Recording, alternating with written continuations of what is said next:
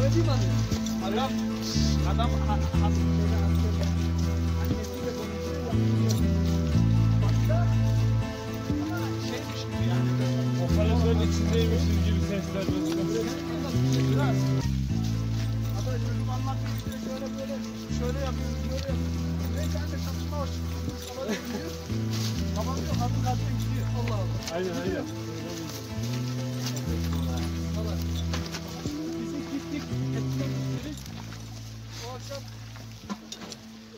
Merhaba arkadaşlar. Doğada kalma serimizin 1. bölümündeyiz. Araçlarımızdan indik. Şimdi kamp yapacağımız yere doğru gidiyoruz. Kısaca kamp hakkında bilgi vermek istiyorum. Konumuz köyde bir gün bir gece kalmak. Biliyorsunuz iklimi görüyorsunuz. Kar altındayız. Hani çok kar olmamasına rağmen yani sanırım dün akşamdan beri kar yağıyor. Böyle güzel manzara şekillere burada bizim kafile gidiyorlar. Önceliğimiz kampta neler yapmak? Gideceğimiz bir barınak. Bir barınak yapmak. Barınaktan sonra akşamı geçirebilmemiz için ateş yakmamız gerekir. Hani yani yaptığımız incelemelere göre orada dere falan da var. Balık tutabiliriz. Yanımızda yani işimize yarayacak malzemeleri aldık. İşte bunlardan battaniyemizden tutun. Zaten orada soba var. Ekmeklerimizi aldık, yemek çeşitlerimizi aldık. Onları da ekleyeceğiz. Gün gün ara ara yaptığımızı sizinle Ağrı Dağı'ndayız. Everest'in zirvesindeyiz.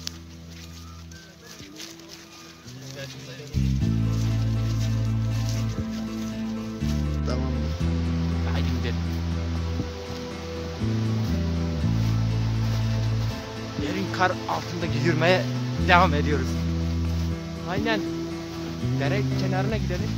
Ama tabii dışarı kaybolmayız. Şöyle bir çekmek istiyorum öyle. Göreceğiniz şekilde. Hepsi kar. Bir gün arabayla gelip geliyorum. Patlasın mazot almışım. Kar da yanımda. Biliyor musun? Van açarız ama yok böyle bir kar. Biz Böyle- çok yok çıkıyorduk, yeni yorulduk da burada hem yokuş hem kar var. Biz çok mu geride kaldık acaba? Büyük bir ihtimalle evet. Ama epeyden var. Kar kaç santim olabilir bence? Bir Biraz önce ben komple dizime kadar kaptırıyordum. oluyor ya 30 santimi geçer herhalde ya. Değil mi? Rahat geçiyor. Ne 30 santim? Şuradan derenin karşı tarafına bakıldığına göre 40 santimi geçer. Sen ne kırkın? Biraz önce dizime kadar battım diyorum, battım. Kaç Bir santim soktum. oluyor ama ya? 50 santim oluyor. 60-65 santim en az. Komple dizimi soktum. Şey yaptıysa kadar uğraştım bir 10-15 saat. Yoruldum böyle. Göstermek istiyorum. Tabi yer eski kar, yeni kar da yağmaya başlıyor. Yalnız kendimizi eziyet çekiyoruz ha. Doğru ya. İzden devam edelim ya. Yorulmayalım ya. Tercih edilmesi hasta olacağız. Of. Neyse. Gideceğimiz yere varana kadar görüşürüz güle güle.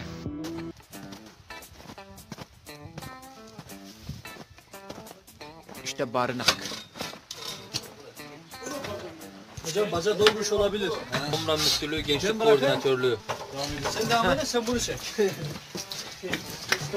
Şöyle gösterelim. Sobamız, çaydanlık, ala geyiklerimiz dikkatimi yeni çekti. Yusuf hocam anlatabilirsiniz. Neler var neler yok. Yusuf hocam kendisi maden Ben Yusuf Berke Bostancı. Karadeniz Teknik Harun Üniversitesi abla, Makine sen mi? Mühendisi bölümünde okuyorum. Sen de Şu anda yakalım. bulunduğumuz ortam Yomla Müftülüğü Gençlik Koordinatörlüğü tarafından bize tahsis edilmiş olan bir ortam ve köy yaşamını sağlam bir şekilde yaşayabileceğimiz bir ortam. Ne telefon var, ne internet var, ne televizyon var, ne elektrik var.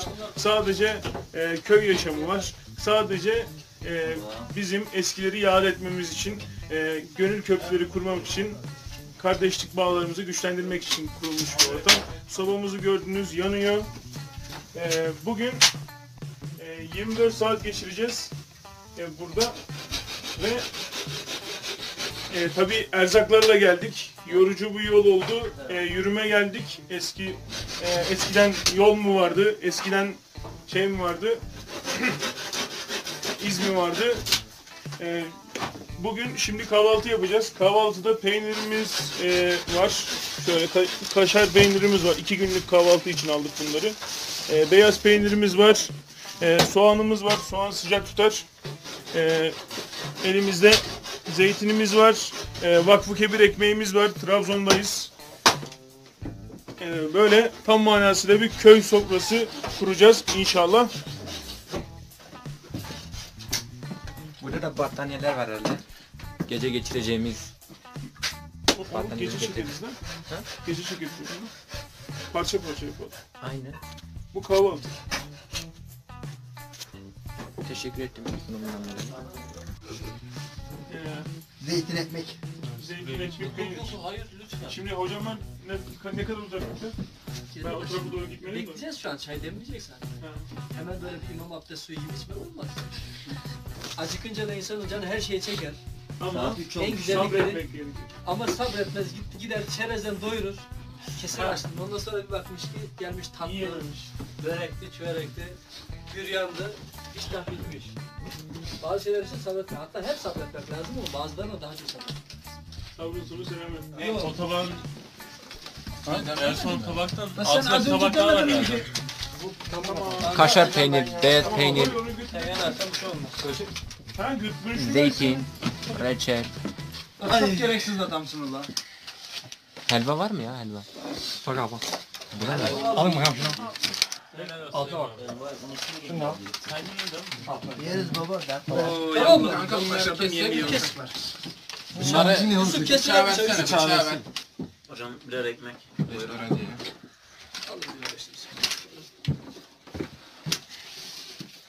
Evet şimdi bir Herkes dakika. otursun.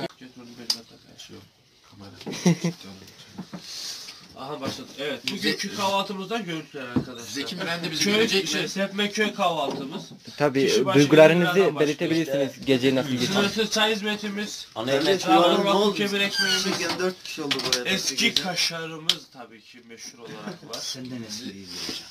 Peynir, helva, zeytin bunlar standart olan şeyler. Tabii şimdi sigara böreği, laz böreği, muhlama, Onlar hazırlanıyor. kuymak falan onlar hep dışarıdan içeri gelecek yani. Onları da unutmayalım. Başka? Köy serpme kahvaltısı deyip burada iğrenen insanlar dışarıda gidip köy serpme kahvaltısına 50 lira, 100 lira, 200 lira falan para veren, kendini modern zanneden gerizekalı insanlar. Gerçekten bu kadar iyi özetlenemez. Köy kahvaltısı değil mi kardeşim? Anlaşma sağlandı. İmzayı attık, bonservisini de aldım. Teşekkür ettim hadi. Afiyet olsun. Zeki Müren de hepinize. bizi görür mü? Tabii. Zeki Müren'i el sallayabilirsin. Şimdi Tekrardan selamun aleyküm arkadaşlar. 2 yıl adı üstüne 2 yıl geçmesine rağmen kar görmedim. Kar yaşamadım. Şimdi öyle bir yerdeyim. Kar yağıyor. Hem kar var hemen 60 santim. Hem de kar yağıyor. Şöyle nasıl göstersem, manzarayı mı göstersem, 365 derece. Duygularımı öğrenmek istiyorsun belki.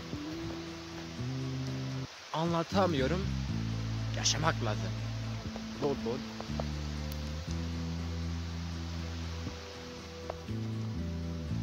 Kara basmak istiyorum böyle. Ki basacağım da. Hoppa. Böyle şu şekil.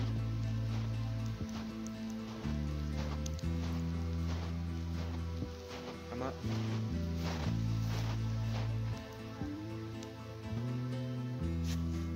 İsim yazalım mı?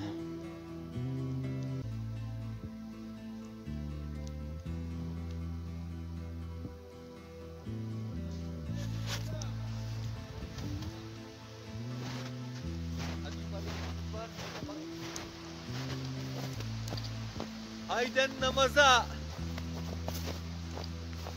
Şükrü hocam nasılsınız? Teşekkür ederim. Okan'cığım sen nasılsın? Nereye gidiyoruz hocam? Şu an Yani- abdestimizi aldık. Yani Şükrü hocam tabii manevi rehberimiz. Öğle Şükrü namazını Hoca. kılacağız inşallah. Nasıl kılacağız hocam? Kar üstünde mi? Evde kılarız. Ev müsait. Kar üstünde de kılınır tabii ki.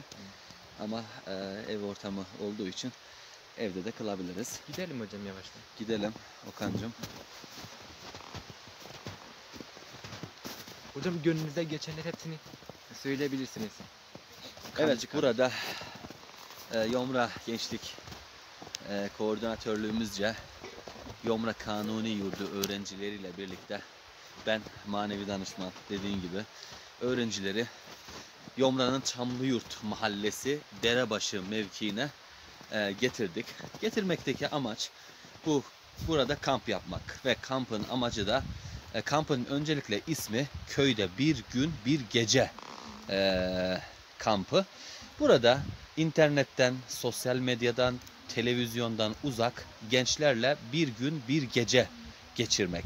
Yani baktığımız zaman son zamanlarda dijital ortamın çok yaygın olarak kullanıldığı zaman diliminde sıla-i rahim bittiğini görüyoruz. Komşuluk ilişkilerinin bittiğini görüyoruz. Bunu canlandırmak adına, Türkiye'ye böyle bir mesaj vermek adına bu kampı gerçekleştiriyoruz. Ve bugün birinci günümüz, yarın bu akşam burada kalacağız ve yarın inşallah kahvaltıdan sonra da yurdumuza geri döneceğiz Tabii. inşallah. Hocam belirtmek istiyorum biz üniversite öğrencisi olarak hani sürekli internet ortamından sınırsız wifi var. Hani bizim için de biraz iyi oldu. Böyle kafamız harbiden rahatladı yani kafamız internetten dolayı cidden hani ağrıyordu, bir farklı bir şey vardı. Evet. Hemen birkaç saat dolmasına rağmen yine kafamız dinçleşmiş diyebiliriz. Teşekkür Evet, ederiz. ben de teşekkür ediyorum. Tabii benimle buraya geldiğiniz için ben de sizlere teşekkür ediyorum. İnşallah burada yeterince eğlenirsiniz.